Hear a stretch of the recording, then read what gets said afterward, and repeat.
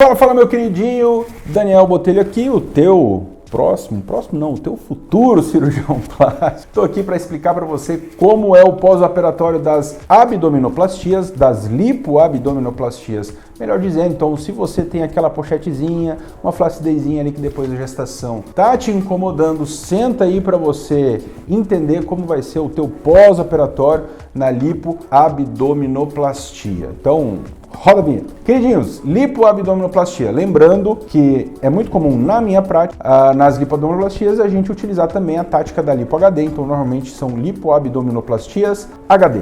Tá? O que é muito interessante em relação a esta cirurgia no pós-operatório é que a gente divide ela em algumas etapas que são muito parecidas entre si. Normalmente na primeira semana, né, desde quando o paciente sai da cirurgia, é uma etapa em que tem um pouco mais de edema, inchaço e um pouquinho mais de dor. Tá? Normalmente nós fazemos uma escala de 0 a 10, né, em relação à dor, em que 0 é dor nenhuma, 10 é a dor mais intensa que o paciente já sentiu na vida, e a abdominoplastia vai ficar ali em torno de 4, eventualmente 5, tá? Então não é uma cirurgia que dói demais, a dor não é absurda, e normalmente a gente consegue controlar bem, relativamente bem, com analgésicos comuns e anti-inflamatórios. Também utilizamos antibiótico nesta fase, tá?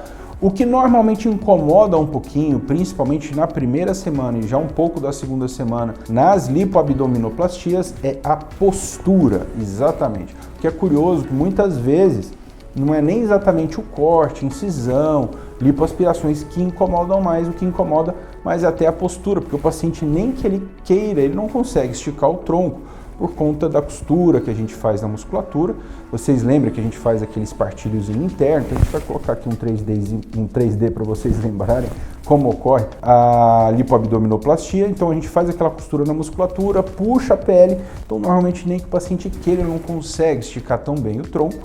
Então isso acaba incomodando um pouquinho com relação à postura e dor nas costas, tá? Eu sempre brinco que na primeira semana o paciente me odeia por conta da postura, na segunda ele já começa a gostar um pouquinho mais de mim, na terceira já está um pouco mais tranquilo. Então na segunda semana já não tem tanto edema, o inchaço já diminui bastante, muito embora ainda persiste sim, um certo edema, um certo inchaço.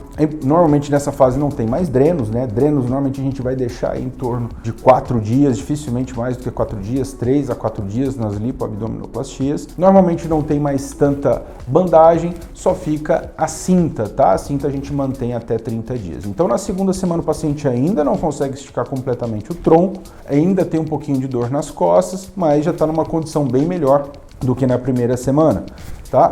Na segunda a gente ainda não libera para os afazeres do dia a dia, a gente não libera ainda para dirigir, nem trabalho leve, né? Muito embora é importante dizer que desde a primeira semana, desde o primeiro dia, o paciente deve estar apto para fazer ali as suas coisinhas, né?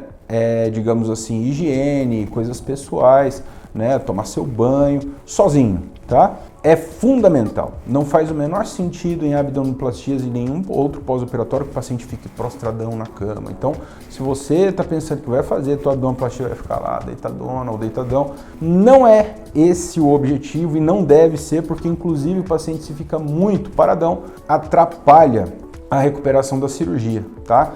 Então, inclusive aumenta a chance de algumas complicações, uma delas, né, trombose nas pernas e embolia pulmonar, principalmente se você, né, tem ali um coágulo na perna que pode se prender e parar no pulmão. Então, fica o alerta, presta atenção, pós-operatório de abdominoplastia é andando, se movimentando, tá? Se lembra só, curta, compartilha aqui antes de você sair desse vídeo, mas olha só, presta atenção nisso que eu vou te dizer aqui na sequência. O que é fundamental, tá? Na segunda semana você começa a melhorar a postura e na terceira é onde você começa digamos, a voltar para os afazeres do dia a dia, começa ali a dirigir, trabalho leve, né, eventualmente relação sexual na terceira semana já é possível, muito embora a gente não libera para atividade física ainda, tá? Na terceira semana, então, se for um trabalho administrativo, uma coisa um pouco mais tranquila, meio período, se você é autônomo, né, médico, ou eventualmente dentistas, né, fisioterapeutas, na terceira semana você pode considerar aí um retorno gradativo às atividades, mas retorno total aí sem tanta restrição a partir da quarta semana, certo? que é fundamental você lembrar, óbvio, a abdominoplastia tem cicatriz, tem aquela cicatriz que fica do ossinho do quadril ao ossinho do quadril do outro lado, né? Lembrando, as cicatrizes normalmente seguem um determinado padrão de evolução. Até 3 meses ela fica vermelhinha, é normal, tá? Em até 1 mês ela fica até mais imperceptível. De 1 mês até 3 meses ela começa a ficar vermelhinha, de 3 meses a 6 meses esse vermelhinho passa a ser um roxinho, e de 3 meses em diante esse roxinho começa a clarear e vai ficar mais clarinho de 1 ano e meio para frente, tá? Então cicatriz madura é só de 1 ano e meio para frente, certo? Então se você está pensando em fazer tua abdominoplastia, ou se já fez, inclusive, escreve aqui para mim nos comentários como foi o teu pós-operatório.